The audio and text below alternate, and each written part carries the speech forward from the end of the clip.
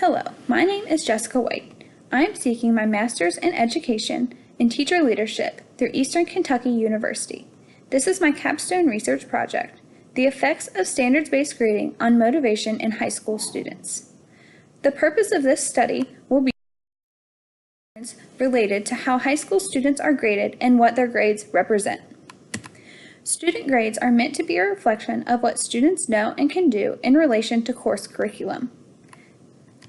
As a teacher, I have always used a traditional points-based grading system where each assignment that students complete is worth a set number of points, and students earn points in relation to how well they do on the assignment. The major concerns with this grading system are that there are often too many non-academic factors, such as attendance and student behavior, that cause the grade to not be a true reflection of academic success. Additionally, when the grading system is used, students are often not given the opportunity to show growth over time. Part of my school's current school improvement plan includes transitioning to standards-based grading, where students are graded on a rating scale for each individual standard within a course instead of on individual assignments. The thought behind this is that it will help our school to focus on mastery learning, will improve communication about grades between parents, students, and teachers, and will allow student grades to reflect progress made during the duration of a course. Student motivation is a major factor in student grades. If students are not motivated to complete assignments to the best of their ability, then their grades will not reflect what they know, regardless of what grading system is being used. This leads me to my research question. My research question is, will the use of standards-based grading improve student motivation when compared to a traditional points-based grading system? I am curious about this because I want to ensure that my school transitions to standards-based grading, my students will continue to be motivated to succeed in school. I am also interested to see if the opportunity to have growth reflected in their grades will increase their level of motivation. In preparation for my research, literature was reviewed in order to gain a better understanding of grading systems and previous studies on standards-based grading. Through the research, I discovered confirmation on some of the suspected flaws in traditional points-based grading. Percentage or points-based grading has been used in education since the early 19th century. This started as a way to quantify information and make the logistics of communicating grades with students and parents easier. As stated previously, points-based grading often includes non-academic factors such as attendance, behavior, participation points, and extra credit. Erickson's study in 2011 concluded that these factors distort the meaning of grades, which can be confusing for parents, students, and teachers. Another study conducted by Jones-Miller found that often students are working hard to fulfill the demands of teachers to get as many points as possible to increase their grade. They are more focused on the accumulation of points and complying with their teachers than they are with actually learning the content. Additionally, in points-based grading, there is usually no feedback or guidance given beyond the grade. Once a grade is in place, it is what it is, which affects students' motivation to learn. The move towards standards-based grading is part of the grading reform currently going on within the educational system. The goal of this reform is for student grades to reflect only academic achievement. In order to truly understand this, I looked at Zimmerman's study on standards-based grading, where he outlines the 4 principles of standards-based grading as follows. 1. Mistakes are an important part of the learning process. 2. Students must focus on mastering material. 3. Grades depend on proficiency of important skills. And 4. Students should be allowed reassessment. These principles show how standards-based grading makes it possible for grades to reflect only academic achievement and addresses several of the flaws in points-based grading. Grading is one of the last areas in education to make the standards-based reform, as standards are already being widely used in curriculum development and accountability assessments. It makes sense that grading would also follow this pathway of reform. Several previous studies on the effects of standards-based grading have concluded that students, teachers, and parents prefer standards-based grading over other systems. Standards-based grading benefits students by providing them with feedback and allowing them the opportunity to use this feedback to work toward mastery of individual standards. As they improve, their grade also improves, which motivates them to want to learn more. Standards-based grading benefits parents by providing more transparency.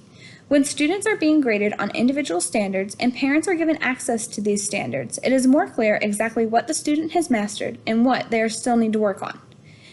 Teachers also reported several benefits to standards-based grading, including more control over grading, better understanding of what grades mean, reduction of meaningless paperwork, higher quality work, an ability to adjust instruction, and improved curriculum.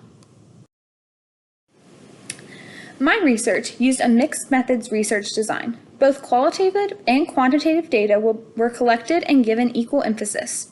In order to compare the two grading systems, the same group of students were graded in the same class using a traditional points-based system for one phase, and then transitioning to standards-based grading for the next phase. The 30 students selected for this study are in grades 10 through 12 and range in age from 15 to 18 years old. The students are all enrolled in an early lifespan development course through which the data collection was collected. As stated previously, this study was conducted in two phases. Both of these phases took place during the semester in which students were enrolled in early lifespan development course. The first phase, data was collected for the traditional points-based grading system. During this phase, the teacher graded using a traditional manner for this school, with each assignment being worth a set amount of points determined by the teacher. These points were then converted to an average percentage to get the student's grade. This phase of the study took place during the first 6 weeks of a 12-week term.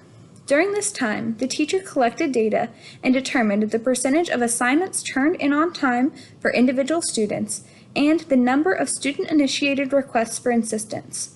All of this data was placed in a spreadsheet to be used at the conclusion of Phase 2.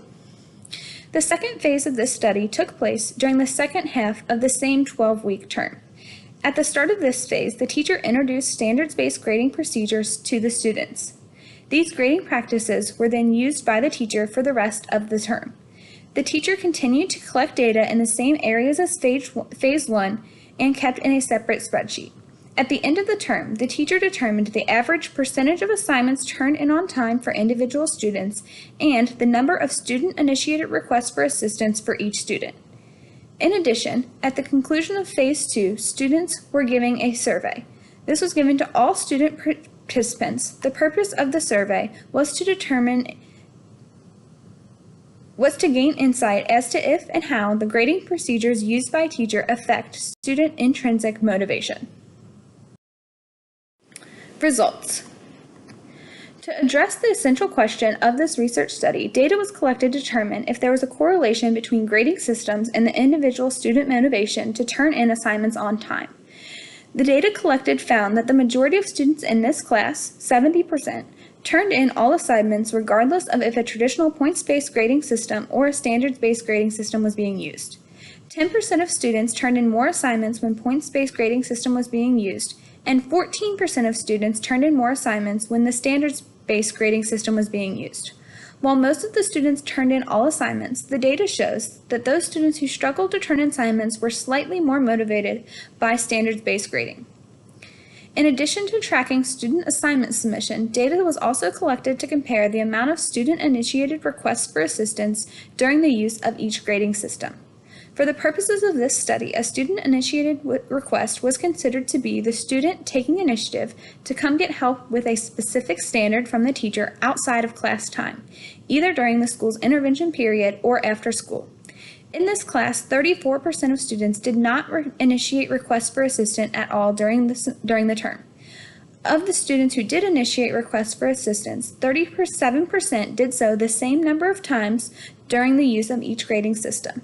16% initiated more requests for assistance during the use of a points-based grading system, and 47% initiated more requests for assistance during the use of standards-based grading. This data confirms that students are more motivated to ask for assistance when the standards-based grading system was being used. This is likely due to the fact that when standards-based grading was being used, the requests for assistance and proof of growth towards mastery can improve their grades.